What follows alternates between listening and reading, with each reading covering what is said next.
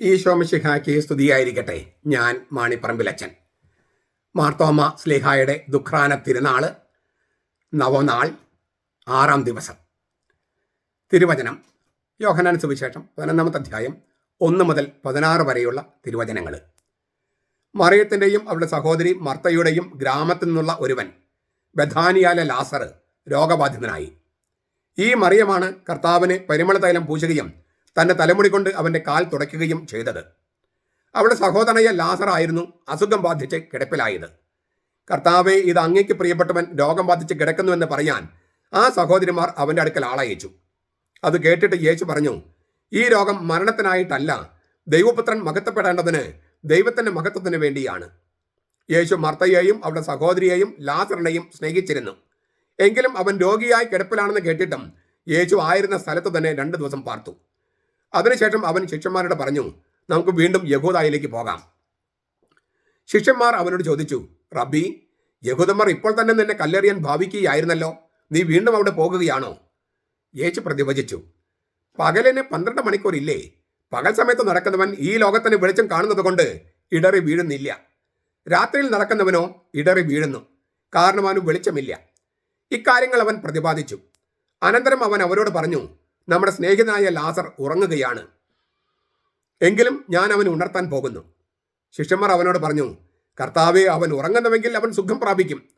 യേശുവാകട്ടെ അവൻ്റെ മരണത്തെക്കുറിച്ചാണ് സംസാരിച്ചത്, എന്നാൽ ഉറക്കം എന്ന നിദ്രയെക്കുറിച്ചാണ് അവൻ പറഞ്ഞതെന്ന് അവർ വിചാരിച്ചു. അപ്പോൾ യേശു സ്പഷ്ടമായി അവരോട് പറഞ്ഞു, ലാസർ മരിച്ചുപോയി. ഞാൻ അവിടെ ഇല്ലാഞ്ഞതിൽ നിങ്ങളെ വിചാരിച്ച് സന്തോഷിക്കുന്നു. നിങ്ങൾ വിശ്വസിക്കാൻ ഇടയാകുമല്ലോ. എങ്കിൽ നമുക്ക് അവൻ്റെ അടുക്കിലേക്ക് പോകാം. ദീദിമോസ് എന്നു പേരുള്ള തോമസ് സഹശിഷ്യന്മാരോട് പറഞ്ഞു, അവനോടുകൂടെ മരിക്കേണ്ടതിന് നമുക്കും പോകാം.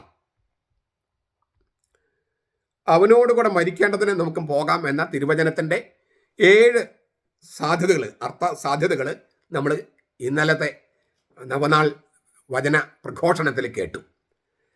അതിന് ദൈവശാസ്ത്രപരമായും കൗതാശികമായും സഭാത്മകമായും മറ്റ് അർത്ഥങ്ങളുണ്ട്.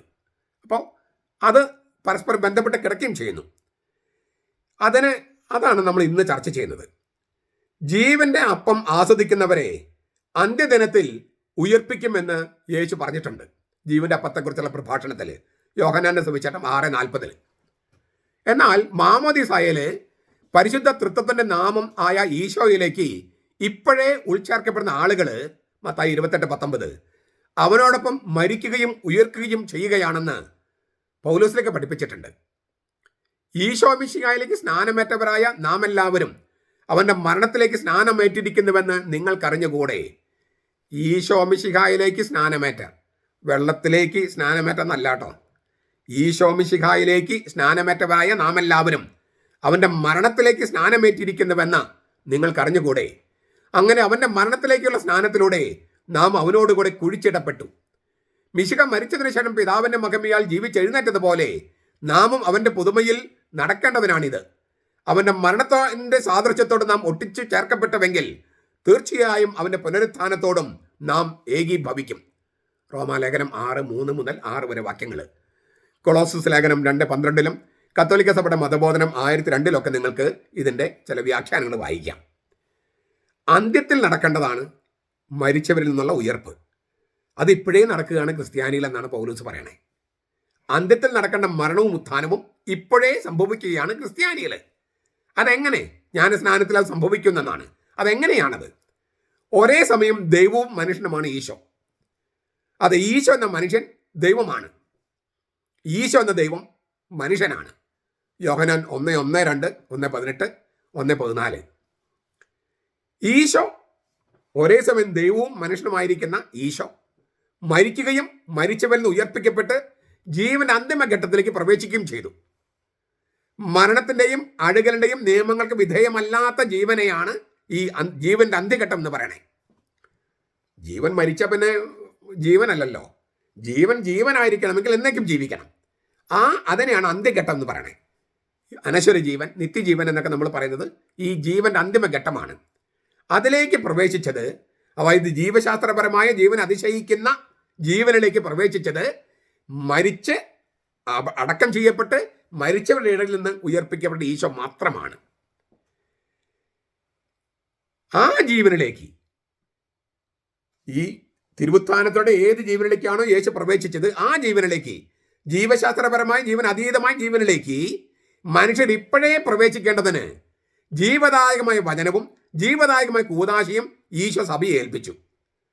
അവൻ സഭയെ ഏൽപ്പിച്ചിരിക്കുന്ന വചനത്തിലും വചനത്തിന് ജീവൻ വയ്ക്കുന്ന മണിക്കൂറായ കൂദാശയിലും സന്നിഹിതനാണ്. ഈശോയുടെ സത്യസഭയിൽ സംരക്ഷിക്കപ്പെട്ടിരിക്കുന്ന അവന്റെ വചനവും കൂദാശയും സ്വീകരിച്ച് അവനുമായി ഒന്നാകുന്നതിലൂടെ അവന്റെ മരണത്തിനും ഉത്ഥാനത്തിനും നാം ഇപ്പോഴേ പങ്കുചേരുകയാണ്. ദിവ്യകാരണം സ്വീകരിച്ച് ഈശോയുമായി ഒന്നാകുന്നതിലൂടെ നാം ഇപ്പൊ തന്നെ ദൈവത്തിലേക്കും സ്വർഗത്തിലേക്കും ചുവട് വെക്കുകയാണ്.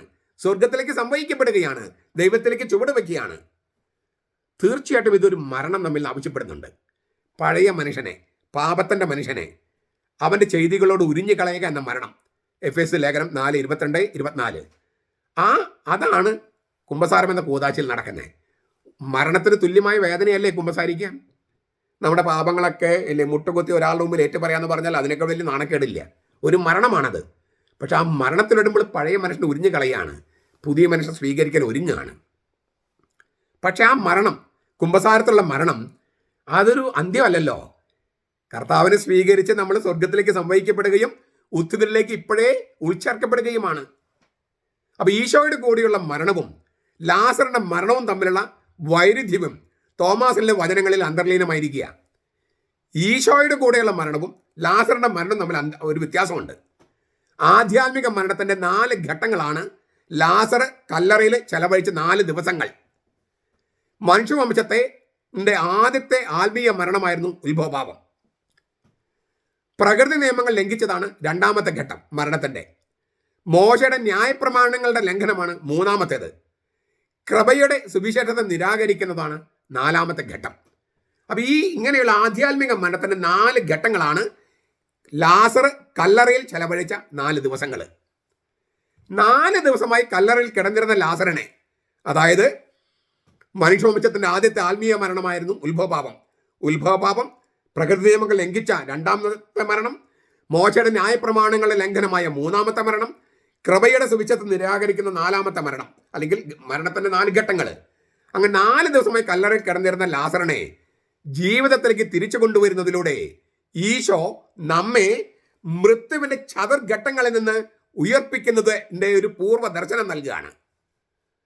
തീർച്ചയായും ഈ രഹസ്യത്തിന്റെ എല്ലാ ആഴമൊന്നും അന്ന് തോമസിലേക്ക് മനസ്സിലായിട്ടില്ല. പക്ഷേ അതിലേക്കൊരു മിന്നൊളി, ഒരു പൂർവ്വ ദർശനം കിട്ടിയത് തോമാക്കിയാണ്.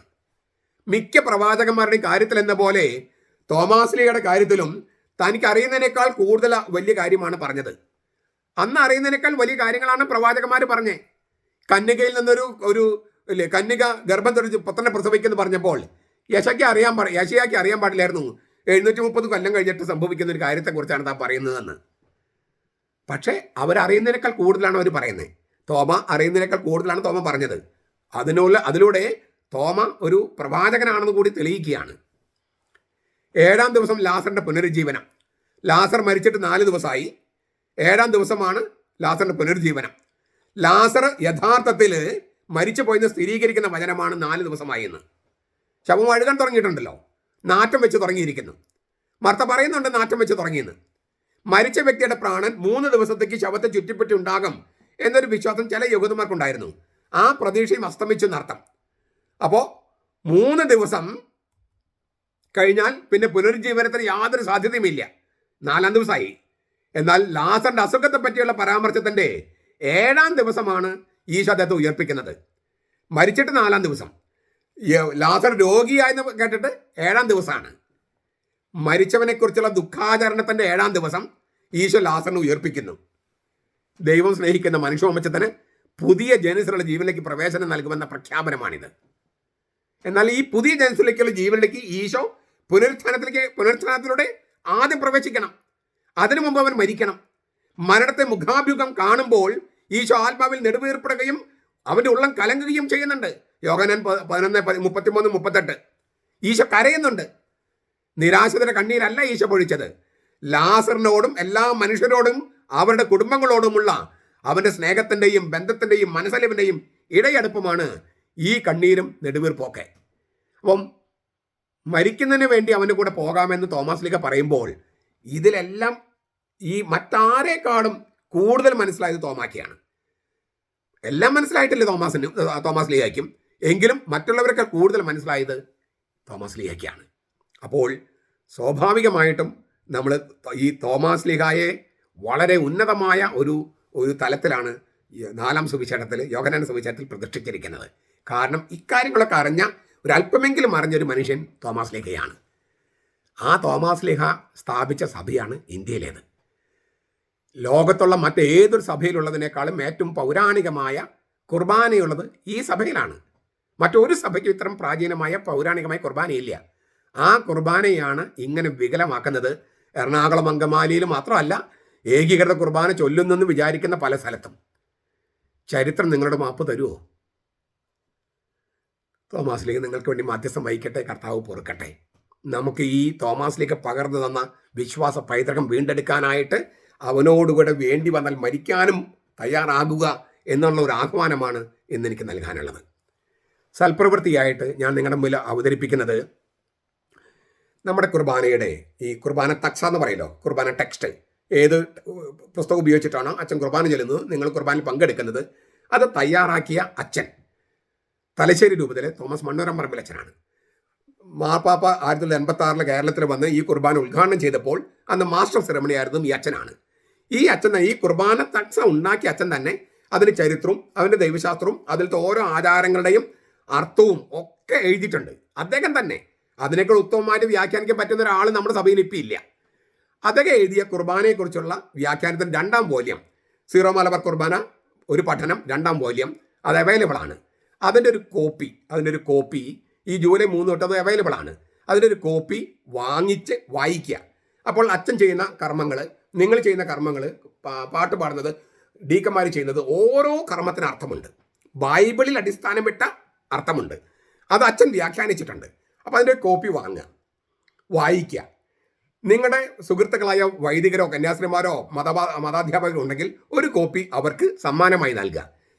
ഇത്തവണത്തെ ഈ ദുഃഖാനയ്ക്ക് ഒരല്പം പണം ചെലവിടുകയാണ് നല്ല കാര്യത്തിന് വേണ്ടി. പടക്കം പൊട്ടിക്കാനും തിന്നാനും കുടിക്കാനും അത് മാറ്റിവെച്ചിട്ട് ഇങ്ങനൊരു കാര്യത്തിന് വേണ്ടി പൈസ മാറ്റിവെക്കുക. ഇതൊരു വലിയ പ്രേക്ഷിത പ്രവർത്തനമാണ്. നമുക്ക് അച്ഛന്മാരങ്ങനെ ചെയ്യുന്നു, മെത്രമാരിങ്ങനെ ചെയ്യുന്നില്ല എന്നൊക്കെ നമ്മൾ പരാതിയുണ്ട്. ചെയ്യാത്തതിന് പ്രധാനപ്പെട്ട കാരണം അജ്ഞതയാണ്. ആ അജ്ഞത മാറ്റാൻ ഇതൊരു വലിയ മാർഗ്ഗമല്ലേ? അതിനാൽ ഇങ്ങനെ ചെയ്യണമെന്ന് വിനീതമായിട്ട് അഭ്യർത്ഥിക്കുകയാണ്. സുഹൃതജപം നമ്മൾ എൻ്റെ കർത്താവേ എൻ്റെ ദൈവമേ എന്ന് തോമസ് ലീഹ പറഞ്ഞ സുഹൃതജപം വിവിധ ഭാഷകളിൽ നമ്മൾ ചൊല്ലിക്കൊണ്ടിരിക്കുകയാണ് ഓരോ ദിവസം. ഇന്ന് ലത്തീനിൽ നമുക്ക് ചൊല്ലാം. ലത്തീനിൽ തോമസ് ലീഹ ചെയ്തതുപോലെ ഈശോയെ നോക്കി ഈശോയോട് ലത്തീൻ ഭാഷയിൽ ഡോമിനുസ് മേവുസ് എത്ത് ദേവുസ് മേവുസ്. ഡോമിനുസ് എന്ന് പറഞ്ഞാൽ ദൈവം, കർത്താവ്. മേവുസ് എൻ്റെ. എത്തെന്ന് പറഞ്ഞാൽ ആൻഡ്. ദേവുസ് ഗോഡ്.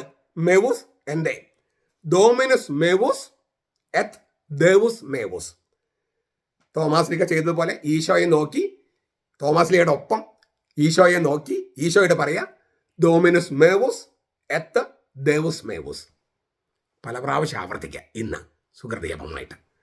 നമ്മുടെ കർത്താവ് ഈശോ മിശിഹായുടെ കൃപയും പിതാവായ ദൈവത്തിൻ്റെ സ്നേഹവും പരിശുദ്ധാത്മാവിൻ്റെ സഹവാസവും നാം എല്ലാവരോടും കൂടി ഉണ്ടായിരിക്കട്ടെ, ഇപ്പോഴും എപ്പോഴും എന്നേക്കും. ആമേൻ.